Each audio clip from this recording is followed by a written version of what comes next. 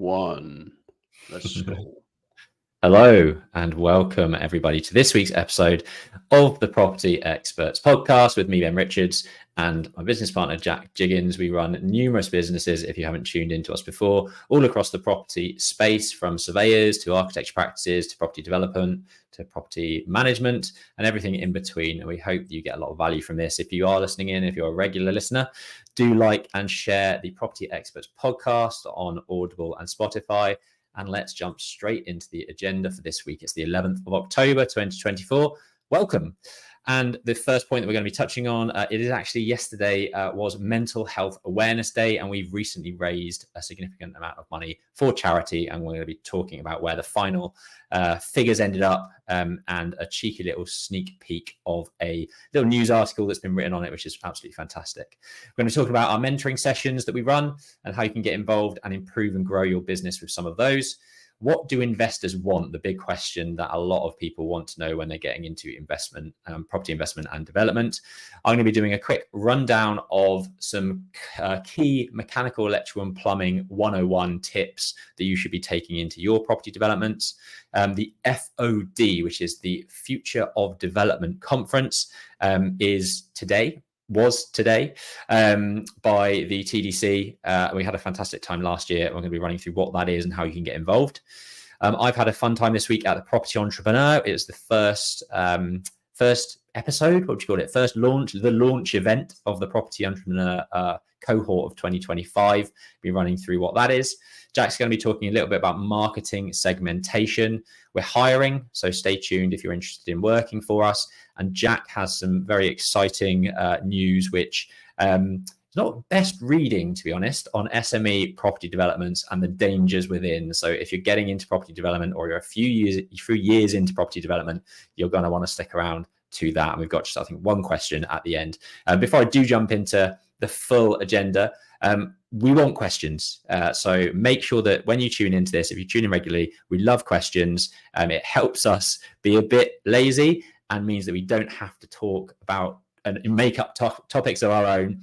You give us the content to discuss. And to be honest, that's always better. You know, we want to help you guys listening. We want to know what your burning questions are, what you're struggling with in your business. So do type in the question in the comments box below and we'll get to it next week. Cool. So, spoiler alert, you can see it on the screen if you're listening, if you're tuning in on YouTube. If you're listening in on podcast, we have raised a magnificent £5,000 for Oxfordshire Mind via the kayak that we did a couple of months ago. It was an absolutely gorgeous day, and if you've been tuning in, you'd have seen some of the photos and the videos that were from that day. It was a scorching sunny day. The water was crystal clear like glass. We set off at 6 a.m., kayaked 65 kilometers for 11 hours, ended up in the pub, in the Angel pub in Henley-on-Thames. And we've kept the donations rolling in over the last month or so and ended up getting to £5,000, which is absolutely amazing. If you have donated, I thank you from the bottom of my heart. It's obviously something very, very close to me. And I'm just so happy that we've managed to raise that amount of money. Yeah, it was an enjoyable adventure, and we're now thinking of ideas for next year. But for business owners out there that are listening to this for business tips, some of our staff actually said that the kayak that we did was the highlight of their year last year. So that was one of the also main like team bonding, team culture. You'd be amazed at how big companies don't have any culture, and that's a really fundamental part to growing a business and everyone being on board for the same journey. And I think this was just testament for it. Everyone loved it, enjoyed it, took part, even if it was Dawn just doing a few paddles. But yeah, it was a really, really fun day out. And obviously the priority is raising some money for a great cause. And actually, I've been really impressed with Oxfordshire Mind. Last year, we did it for The Mind, which is obviously national. But Oxfordshire Mind came to our office, gave us a big fat check, which unfortunately wasn't for us, but obviously it was for the charity. And they're going to tell us roughly where that's going to be spent. So it's very refreshing to hear that you're actually hearing where donations are going to. So I thought that would be relative for everyone that actually helped us get to that target. And thank you very much for the donations. Yeah, she was lovely. She came to meet us, take some photos with the check, but she did say, some people worry about, not donate or not being scared to donate because they think, oh, £5, like feel a bit stingy giving £5. She was like, look, £5, even £2 goes to, amazing work that they're doing. And she's going to give us a list of kind of what, £1, £2, £5, £10 gets them in terms of being able to do things for mental health awareness in the local community. So yeah, looking forward to receiving that, and we'll share it as soon as we get it. Cool.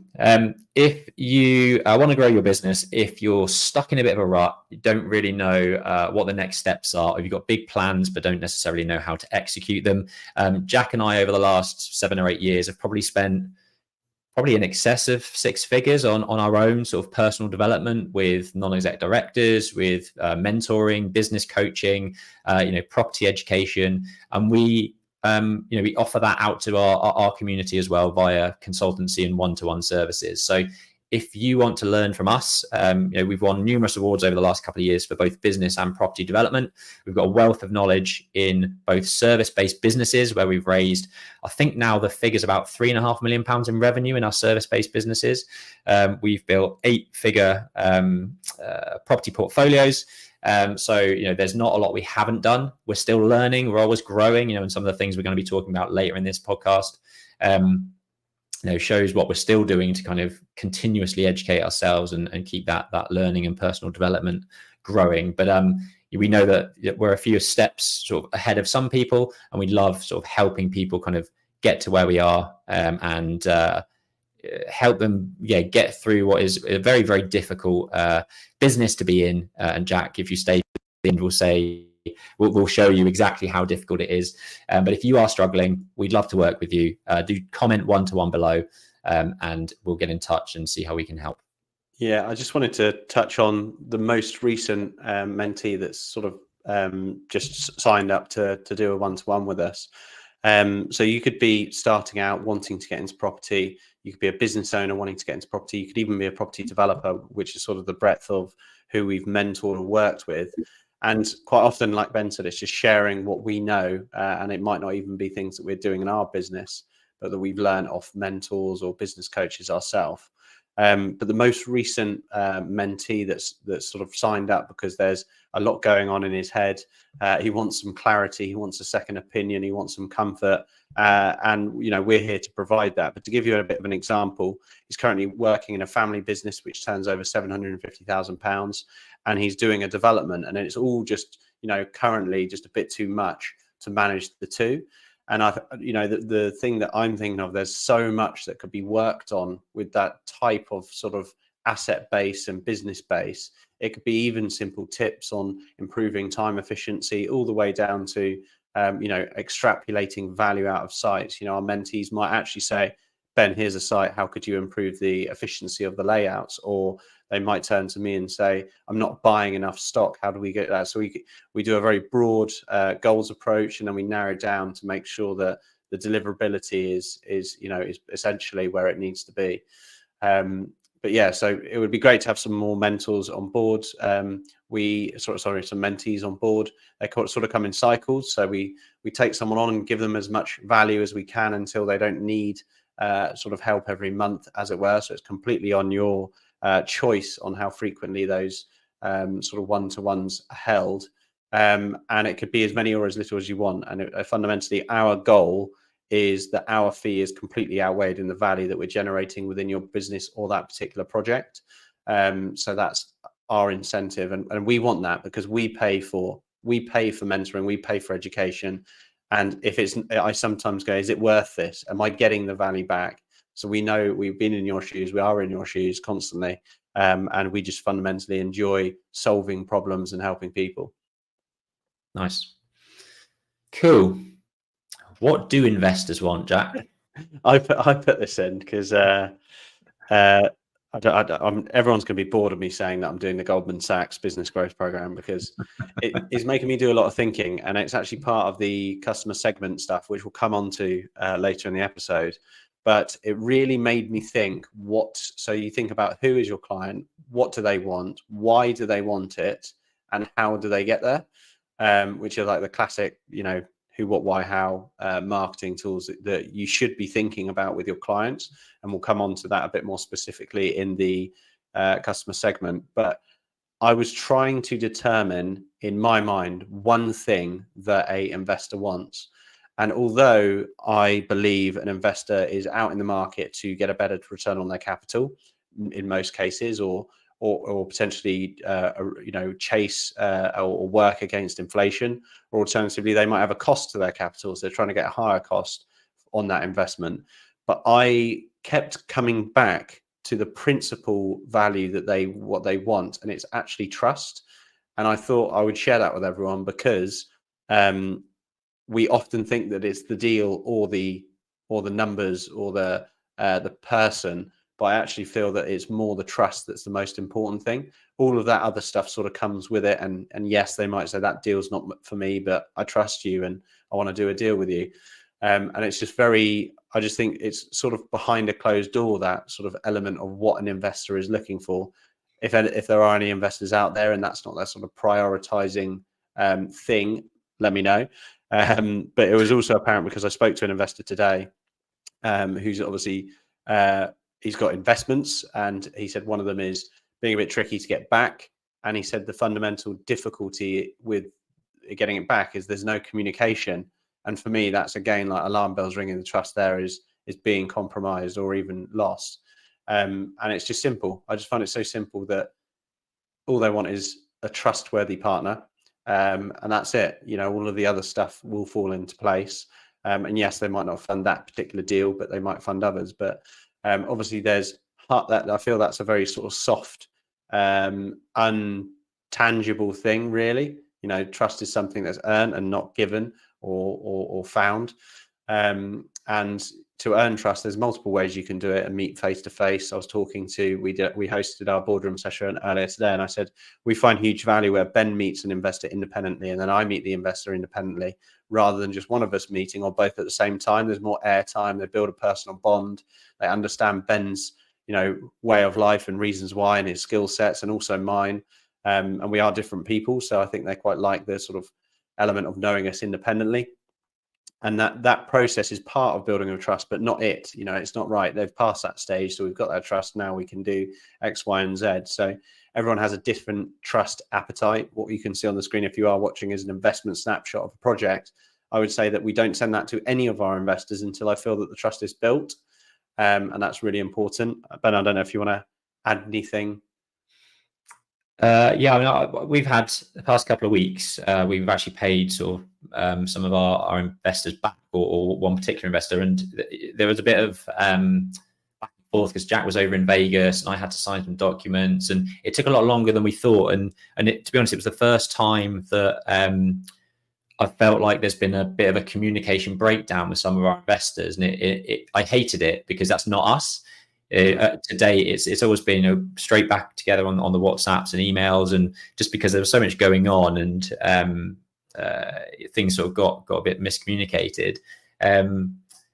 It got to the point, it got beyond the point in which I'm normally comfortable with. But what happened from that was I had a phone conversation with the investor. I apologized for lack of communication. I said, this is what we're going to do, i.e. this will get done tomorrow.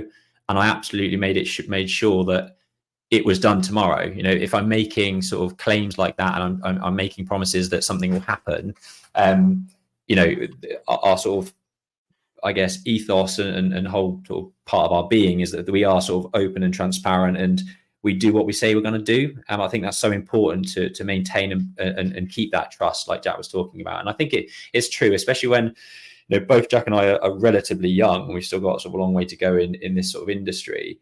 We don't want to burn bridges. We're trying to build our investor base for the next 10 years, not just our next deal.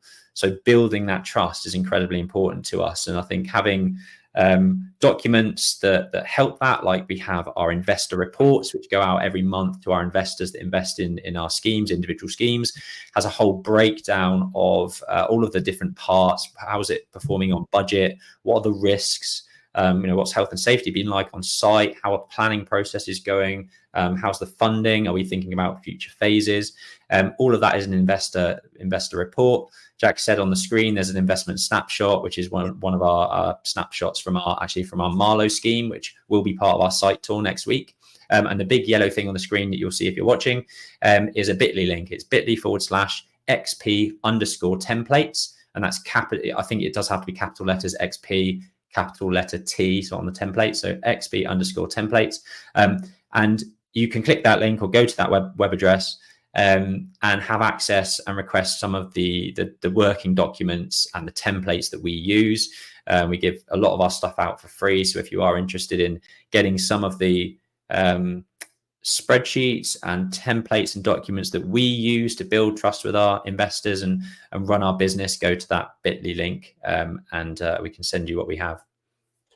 You could also, if you're interested in investing, say, Jack and Ben, I want to be in your circle of trust.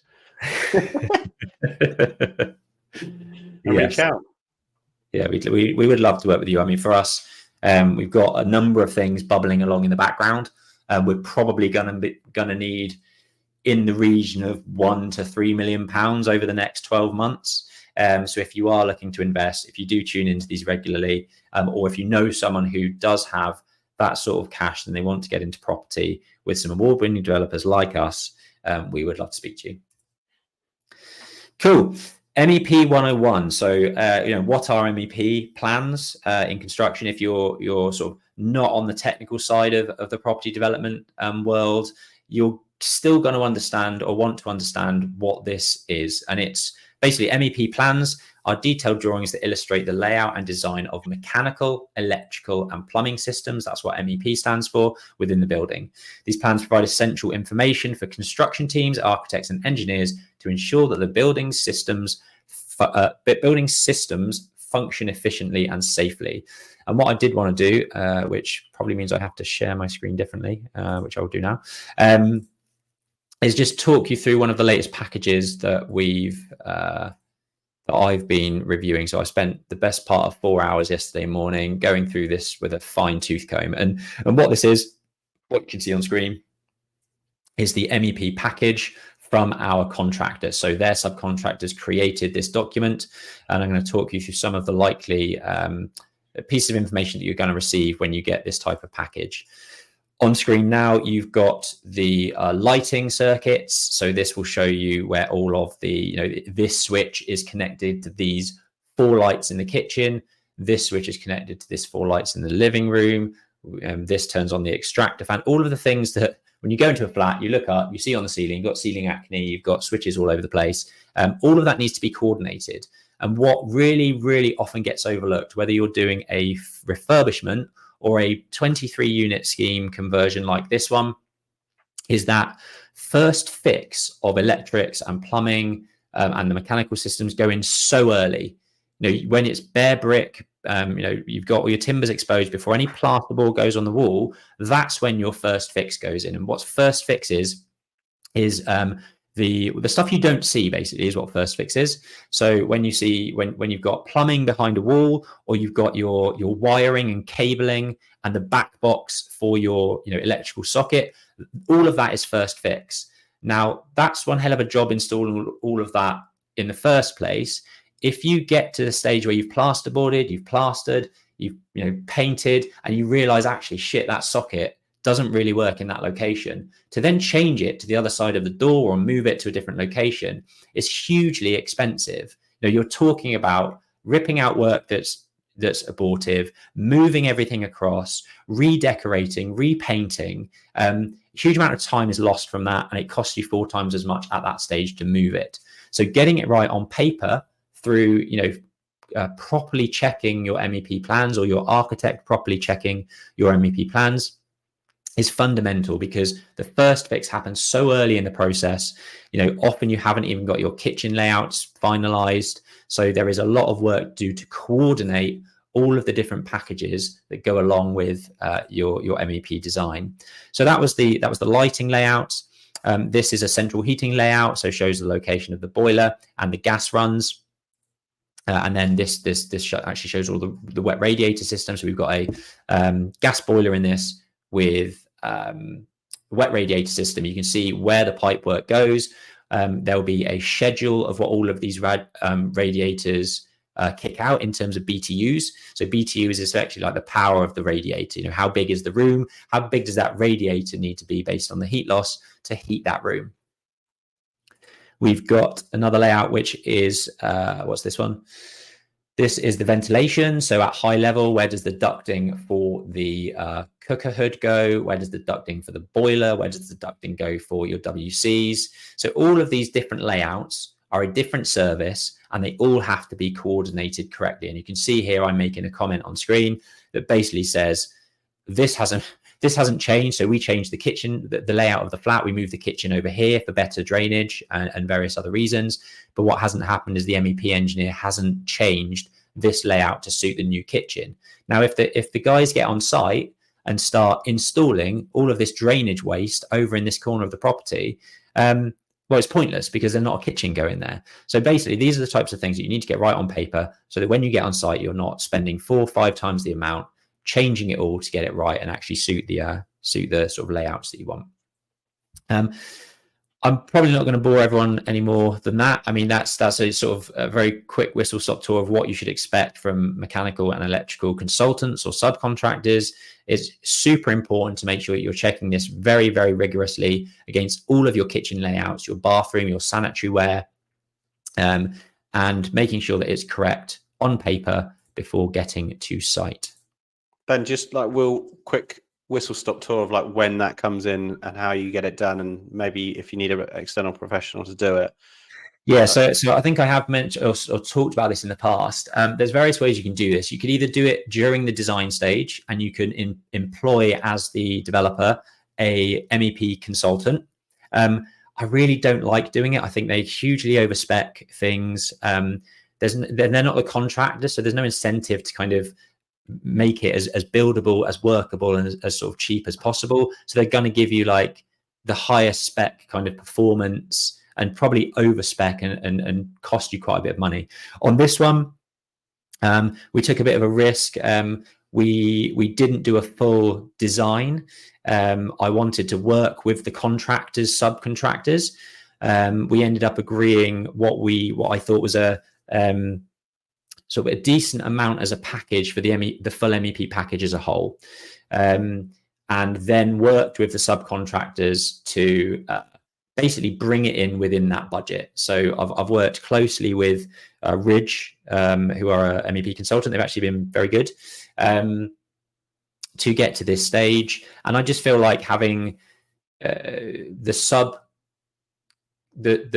contractor's sub-consultant doing this has got us into a far better place for a budget that I think is far more reasonable than it would be if you were just getting a different third-party consultant to do the design, and then you just handing that design over to the contractor to deliver, because they're not going to ask questions. They're just going to price exactly what's been spec'd.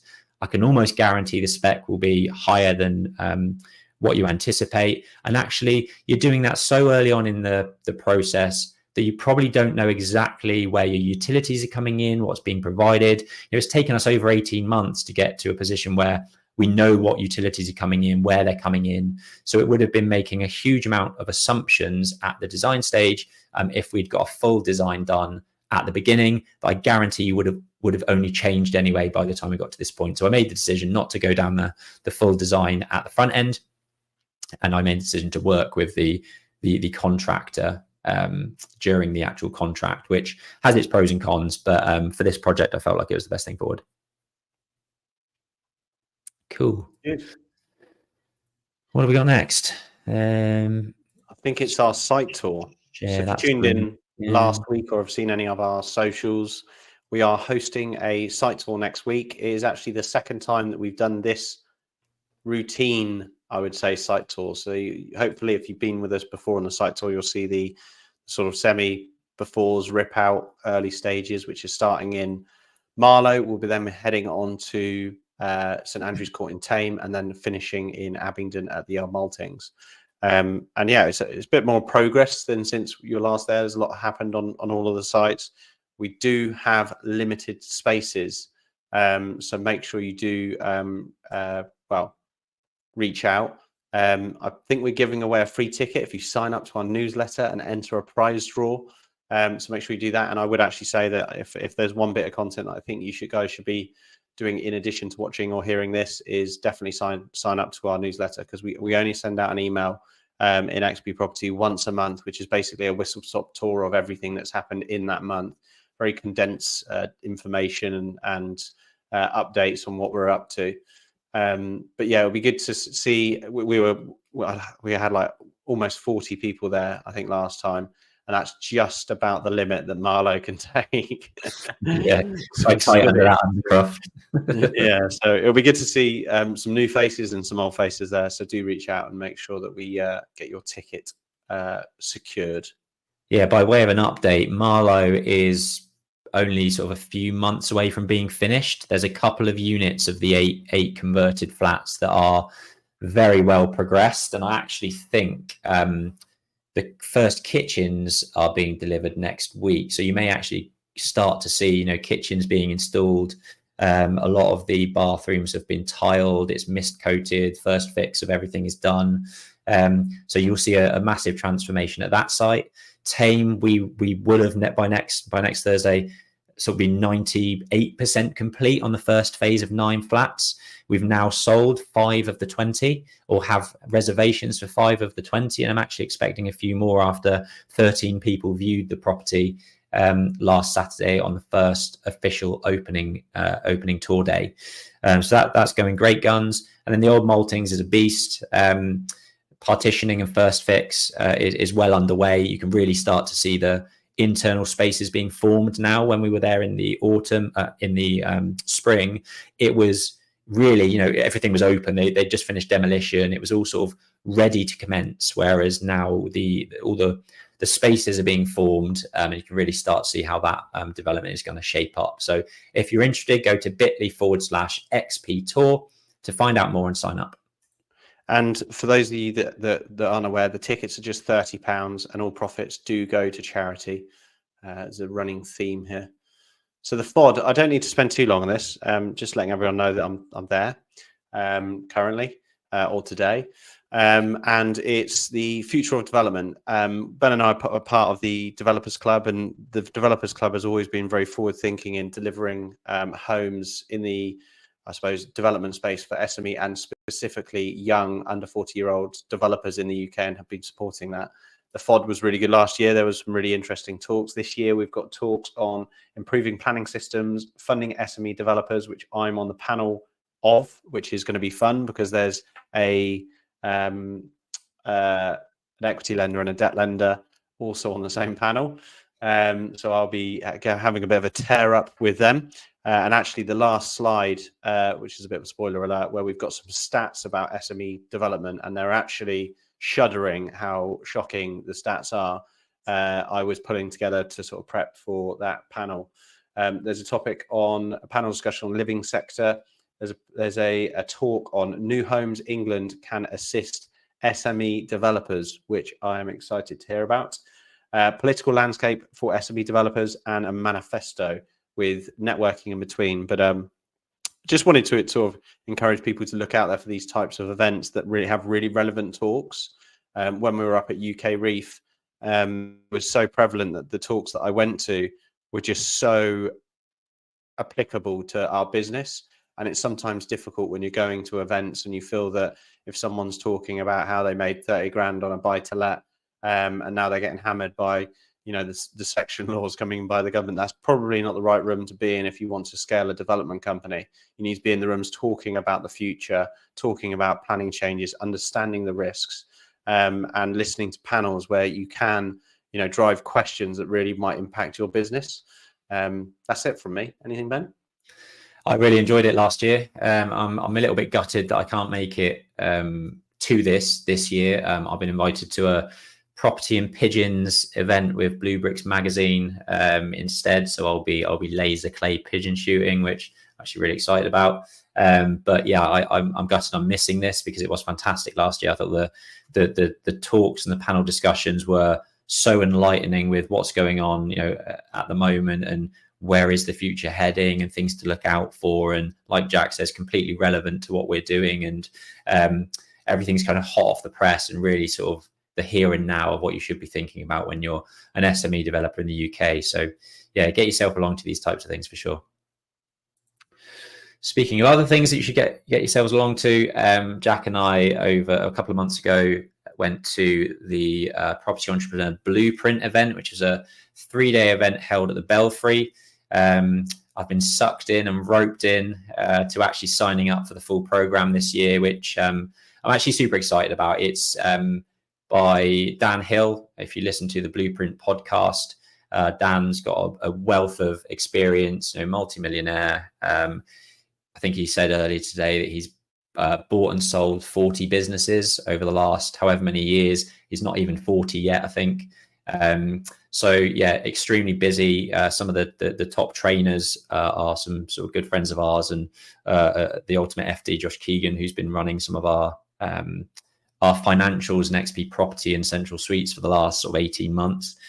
So great room. There were 200 people in the room on this program. It's going to be, I think, relatively intense. I've already got my homework from today. And what I've shown on the screen is just a little bit about kind of what they're about. It's all about start systemizing and scaling any business in property. There's 12 monthly workshops, 30 business blueprints. There's an online community which seems to be extremely active, to be honest. We did a bit of meditation today for 10 minutes, a little bit of massaging the person next to you. It's a bit woo-woo at times, which you kind of have to take with a pinch of salt if that's not for you.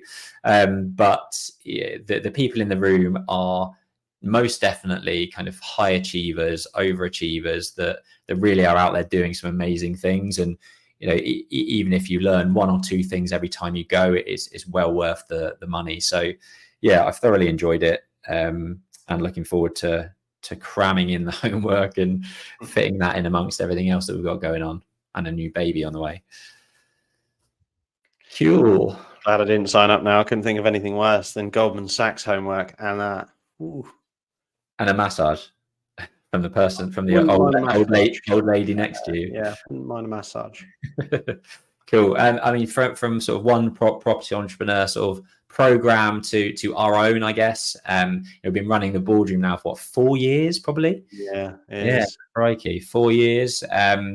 It was, I think, yesterday or today, the Boardroom, 10 to 12 people in the room. Each of those people really looking to grow their property businesses to 7 and 8 figures. A lot of deal clinic scenarios, so people bring their deals that they're looking at, and people critique, and we host the event to help people kind of get the best out of their schemes, understand how property businesses should work, not make some of the mistakes that we've made, and pass on that knowledge so that they don't make the same ones. It's a cracking room full of amazing people. We have a laugh. It's really good fun every month. Every quarter we'll have a face-to-face, and then it's a Zoom call in between. Anything else you wanted to say about it, Jack? Yeah, I'll talk because it was today. Because it's today. It was so fresh in my mind in what we covered. So we did monthly accountability. So everyone talks about what they wanted to achieve, breaking down the business into the sales, marketing, operations, finance, and the talent of the business. And we sort of talk around what was supposed to happen in the month, what did happen, where can we help outside of that. We looked at 3 deals, I think, a land planning play of an old pub. We looked at a consented site that was actually in West London. And then we also looked at another site, which was a sort of, I suppose, commercial building that was just going to be a let and forget with a children's nursery. Out of the 3, one of them worked. The other 2 didn't. But we came up with some ideas collectively and hive-minded the sort of route to make those deals work. And property development is all about creation and making deals work, which is really, really important. And then we go into hot seating. And today we had some really interesting topics. We had one of our board members talking about being an angel investor and what that might entail, how to go about it, who to speak to, who to trust. And then we talked about capital raising, which in property development is kind of the thing you need to be doing all the time. And we talked about techniques, and I shared documents that we use, etc. And then we talked about the market, where the market is. I was sharing that in Tame we've had an absolute boost of 5 sales, and I don't see anyone else talking about the market being any good. So we shared what we're all seeing in our own world, because, everyone around that table has spoken to someone that week. So that's, the breadth of 50 people's knowledge on the market. And it's all about that round table knowledge sharing that really creates the value. And then we close out for accountability for next month. There's normally a little few bits where people want to pick my brains. So we did mutter on for a little while, but then we had to call it a night. But yeah, thoroughly enjoyable session today. And, it's all about the room. So it'd be great. We've got a limited amount of seats left. So make sure you do inquire. I think we actually had an inquiry last week as well. So it is filling up. Nice. One thing that reminds me, actually, part of today was because it was the sort of launch super event where all of the different kind of grades of the property entrepreneurs sort of came together for the 200 strong people in the room. But Dan Hill every year at this event predicts the future. Extremely sort of studied economy. Has obviously been in business and entrepreneurship for a long, long time. And every year he kind of spends 3 months reviewing where the market is, what he thinks is going to happen. And, some interesting insights today, the sort of fundamentals of where he thinks things are headed are, let's fast forward a year from now, he thinks that interest rates, the base rate will probably drop to something like 4%. Mortgage rates will probably be more like 3.5%. Property pricing will sort of start to, I feel like we're already starting to see that increase towards December. It'll flatten for a little bit at the beginning of next year, but then really in springtime, he thinks it's going to really kick off and kick forward and sort of hit those 5% sort of year-on-year growth type targets. I think from what he was saying, Halifax and Nationwide, one or the other, when they talk about house prices, I think the Halifax one yesterday said that we were only £100 away from the highest house price ever. So we're getting back to that point where we are seeing the market pick up again. We're back to near the top, and he thinks that's going to progress much more into spring and summer of next year. So, fingers crossed that happens. One thing that is both good and bad, good from a property investor perspective is that he still sees rents rising significantly.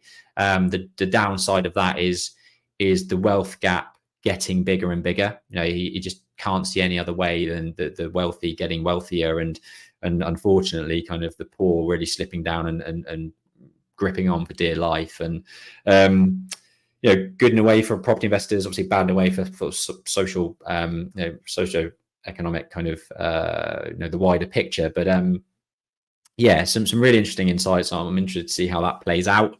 We've obviously got the budget at the end of this month, so everyone's going to have their beady eyes on that for sure.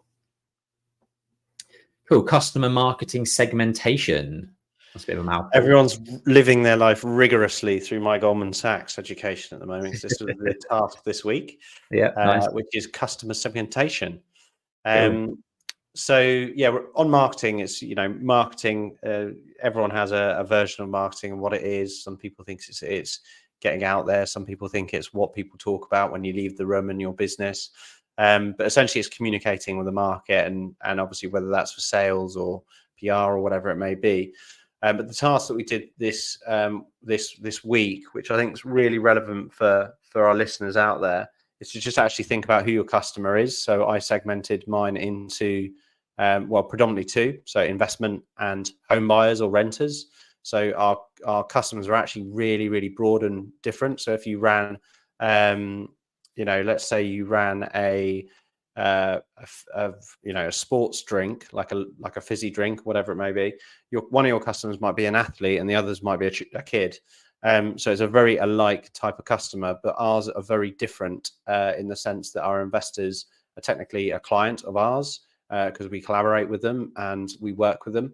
But then also someone that buys the home at the end and rents the home at the end is also a customer of ours. And they're very two different customers, and they both need each other, which is weird to think about our investor needing a home buyer or a renter and vice versa, but it's nature. And the whole purpose of this exercise is to think outside the box about who your customer is, what they're buying, why they buy it, and when do they buy, and sort of how. And what I actually learned from this process is we obviously do marketing. This video is some form of marketing that we're putting out into our network and communicating with audiences. Who's going to listen to this? It will probably be property developers, property investors, maybe high net worth investors that are following our journey, but probably not home buyers or renters. So then thinking about how we communicate with that side of the audience in the right place at the right time and to their needs. And it's all about analyzing that. So using, for an example, home buyer or renter as an example, what are they buying? They're buying a property or renting a property. Why do they buy? They buy there because they live there and they want to live there. And then we think when, how, and do they buy? There might be a growing family, splitting from a family, relocating, or a new stage of life. And how is Rightmove, Spare Room, estate agents, and site signage. And once you break that down and you understand every customer in every segment, you can then even break it down even further. So let me give you an example of what that looks like. Is a home buyer a first-time buyer? Are they a downsizer? Are they elderly and moving into their last home? And how do you communicate with that audience? So once you start putting this on paper, it starts making it a lot easier to focus and understand what your marketing communications could be like. And we actually do think like this. So our scheme in Marlow, it's in a town centre location, really affluent area. Our buyers might be first-time buyers, second-time buyers, investment buyers, or potentially downsizers. Very rarely families, because they're all apartments. So what is our signage? What is our communication of branding? What is our brochures? What is that all going to look like? And you really then can narrow down to make sure that it's applicable to communicate with all those different types of customers that actually appeal to them. And what is unique about your appealing to them is they're more likely to buy from you if you're speaking to them through marketing than if you're not. And that's customer segmentation. It's really simple columns to make. It's good to sort of brain vomit it onto paper, and then you can narrow it down even further. But it's just good to understand your sort of avatar and then their comparable avatar, whether it's an elderly person or a first-time buyer, and how you communicate with both, maybe through the same campaign or different campaigns. You might put, a flyer up down at the local bowls club to communicate with the elderly, whereas you might do a pushed ad on Instagram to communicate with the first-time buyers. And it's all about thinking about that communication from a marketing perspective. I always thought that our clients and who we market to were mainly investors, but when you actually break it down, that investor could be, an ex-business owner, a retired business owner, a professional, someone that's inherited money, someone that's also a property developer. How do you communicate to those various different people? And it's really key to understand why they consume, how they consume, and when they consume, to make sure that your marketing is efficient. Nice. I mean, this is such a strategic type task, and so I know a lot of people listening into this, if they're running busy businesses, will be running around like mad people, 100 miles an hour, not stepping outside of the business and thinking sort of more strategically, which is exactly what this is. And it's incredibly important to make the time to do this.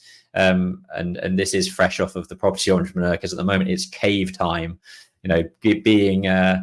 giving yourself the freedom to go away, to spend an hour thinking strategically about what actually moves the needle for you, what gives you that gear change. And I think when you're so busy, you forget that actually the hour spent strategically will buy back, or tenfold, 10x your revenue, more so than clearing your email inbox or responding to WhatsApp messages. So make time for this type of stuff and really ask yourself these types of good questions.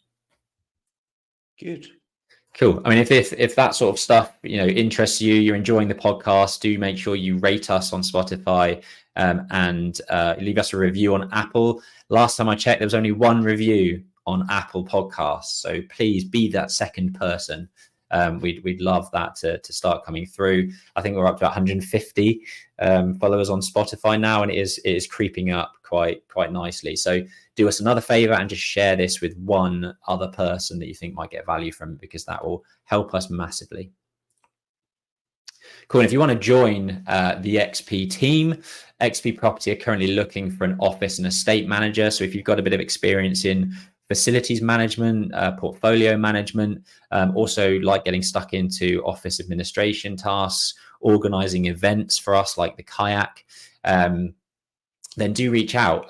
The full job description is on Indeed, and I think it's also on LinkedIn. So you can find all of the information there. And if you think, maybe it's not right for you, but someone that is right for, please do get in touch, because we're hoping to sort of fill that space within the next couple of weeks. So make sure you get your CVs in early.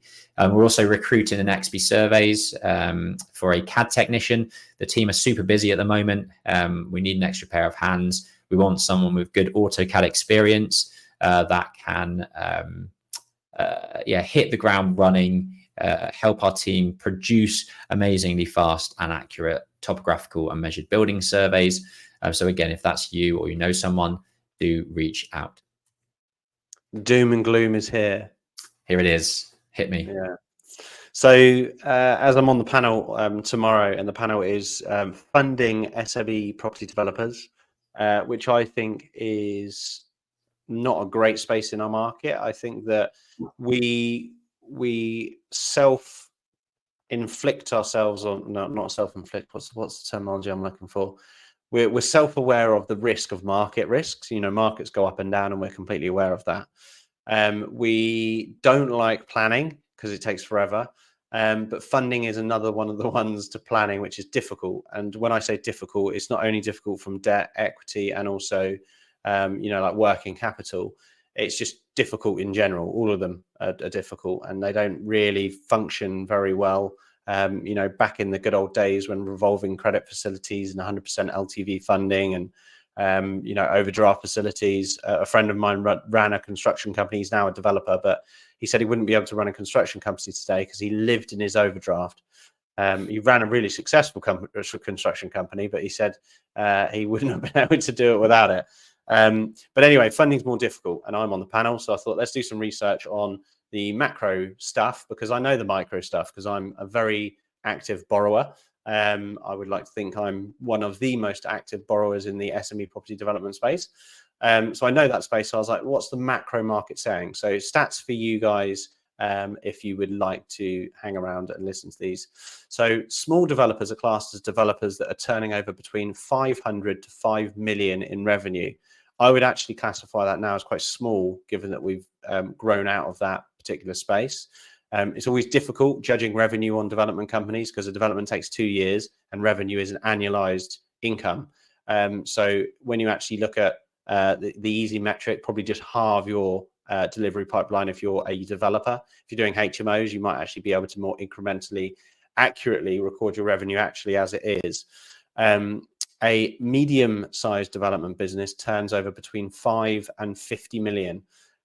So that is obviously significantly larger than small developer. The market totally in the UK is made up of 70 billion annually in development. And the SME, so small and medium, take up between 10 and 14% of that market. And then it's fairly equally split. So half of that is about the small developers and half of it is the medium developers.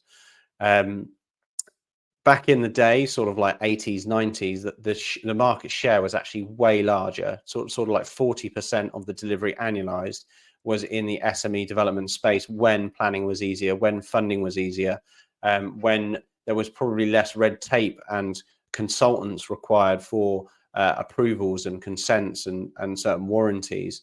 And it's becoming more and more difficult to be a developer in our space, and that's great because the barrier for entry is higher, but really difficult to manage that and run that type of business. Now, this is the scary stuff. So in the first year, talking about small developers, so people turning over less than 5 million, 20 to 30% will fail and close within the first year, which is actually astronomical if you think about it, that they probably haven't even got anywhere near halfway through a project at that time. So it's a huge stat that almost a third don't last the first year. And then looking at the stats to last 3 years, it's 50 to 60% of small developers fail within the first 3 years, which is again a pretty mental stat. Do you think any of that is like taking into account SPVs that set up and close because actually they've served their purpose and they've done the development? Interested to see like how they do. I think the word failure would make me think that it is accurate to operating companies. Yeah. If it was 1 year closure rate, then potentially. But yeah, I think failure is, that SPV would actually be considered a success if it was profitable on closure. And that's more just a full close, but more than anything else. And then looking at the stats for medium developers, and you can also probably assume that the medium developers were small developers, and they were one of the 40% that got through the first 3 years. And if they did make it through there, 10 to 20% fail within the first year, and 30 to 50% fail within the first 3 years, which is just unbelievable stats. So our business is approaching 7 years. We're in our 7th year of trading, and we're basically a 40 percentile, probably even multiplied even more, because we've been running on that. And it's just crazy to think that if you were stood in a room with 10 developers, 4 would be still standing in 4 years' time. Is crazy, absolutely crazy. And the reason that this is all relevant, I'm bringing it up, is not because I'm doom and gloom, but it is difficult, and we always say that it is difficult, and we always say that cash flow is difficult, and I think these stats share that. And I actually have the 5 main reasons that businesses fail, which I didn't share on the screen because I wanted businesses or property development. Property, the businesses that are in front of us, so the property development businesses. So the first major reason is insufficient capital reserves, which is really topical for my talk tomorrow. So I'm going to bracket that funds or funding. The next is planning permission delays. And this is becoming even more prevalent and even more current. And I actually feel that this has probably overtaken the next 3 before in the last few years. And I would also say that is funds, again, is when something's taken too long, the capital cost or the lack of funds to wait is killed the deal. The third one, and it's to be expected, is actually lack of experience. And that's kind of your own fault, really. If you got into something you're not aware of, that is it. And I think that was probably overtaken by planning permission delays recently. The fourth is market downturns, which is, I think, more of a historic impact. And I know developers that are in their 60s that have gone bust and boom multiple times. And I think that's quite a common thing in our industry, of the sort of baby boomer generation, sort of 80s, 90s and 2000s. And then the last but not least, the market downturns, I'd also potentially blame that on funding. Whether if you had the liquidity to refinance and hold, you might have been able to ride out that market downturn. You've got to remember, none of us, we're all in this professionally. We're not going to go, actually, I'm going to, start baking cakes tomorrow, so I'll just sell the house at a loss. We're going to be in this for the long term. And sometimes you can not crystallize a loss and ride the wave. So again, funding or capital reserves is again for that. And then last but not least is dependence on a single project, which is why we diversify our portfolio to multiple projects, 4, 5, 6 projects a year, and why we always split our JCT contracts across 4, 5 or 6 different contractors, because that is a big risk. I believe that is a big risk. Even if you are really good at what you do, sometimes you do get a delay. Sometimes you do have a contractor that fucks you over, and that can happen. So diversification across the portfolio. And again, I want to blame that on sort of success of projects and funds. But the principle is, and we actually have talked about it before, is like the triangle of love in property development. You should always be managing 3 things, and that's profit, risk, and cash flow. There's no point in managing the cash flow if there's no profit, and there's no point trying to get to the profit if there's no cash flow. And what we've sort of summarized here is the cash flow is 4 out of those 5 is the reason that you're not getting to the profit. So it is the, again, property entrepreneur phrase, cash is king, and you really do have to focus on it. And it's always a problem. In our boardroom session today, one of the guys at the board who's probably doing they're in the early days, probably in the first 3 years of their SME property development business, are sort of saying we need a solution for this cash flow problem. I said, well, it's just going to keep coming back. So you're not going to get a solution that fixes it because it just doesn't go away. It's like a alcoholic cousin that keeps running out of money. It keeps coming back. But yeah, some interesting stats, and I'm going to be talking a lot about this because on the panel is actually someone from HDP, House Growth Partnership, who are funded by Lloyds and partner with Homes England for equity, and we were actually turned away from them for not being big enough to borrow from them, which is crazy because we actually fall in the category of medium developer and at the upper end, but we can't get the funding via their platform. That might have changed. Like we might be able to get it now, but I don't know many developers that are superseding us in value, in terms of value. I know people that are doing units. Shout out to Dorian. He's delivering like 1 million 20k flats. But you know, the financial market's broken. We need some more aggressiveness, and I wish we had an EIS scheme where people could invest in property development companies and get some sort of write-off against the government, because yeah, it would help the market. Yeah, help those 1.5 million homes that we need to build over the next 5 years, for sure. Tall ask, difficult market to be in, and you know we're always saying this. It's business is tough in itself. Property businesses are double that. Extremely hard work, cash flow issues all the time, lots of planning delays, all of those things you've mentioned, and I can understand why these figures are so high. Fingers crossed, it's not us. Cool. One question that came in, this is via actually our community. So we do, if you're part of our Boardroom group or Consultancy, you will have access to us and our wider community via a private WhatsApp group. And one of our people in our community asked about when insurance-backed guarantees are needed.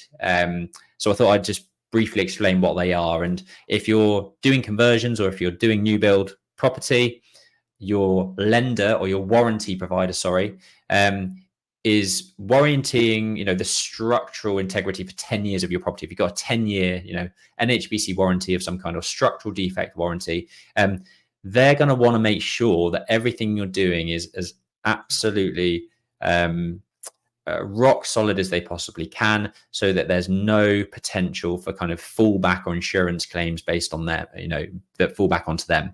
And what they will want is insurance-backed guarantees for certain things, such as flat roofs are, a bog standard one. So you can't just get Barry from down the road who's good at laying, felt roof to just come in and do a cheap job, because he's probably not going to give an insurance-backed guarantee, which if you want your structural warranty at the end of your project, you're going to need. So I see it too often actually, where people get to the end of the project, haven't read the small print in their warranty provider's details, don't check that they've requested insurance-backed guarantees for these types of things, and then they're either screwed or they have to pay somebody else to provide an insurance-backed guarantee for work they haven't even done. So it's going to cost you a fortune. Most people won't give you that guarantee because they've not done the work, and if someone else has done the work and they can't give you an IBG, then you're screwed and have to redo the work again. So make sure you're looking out for these types of things.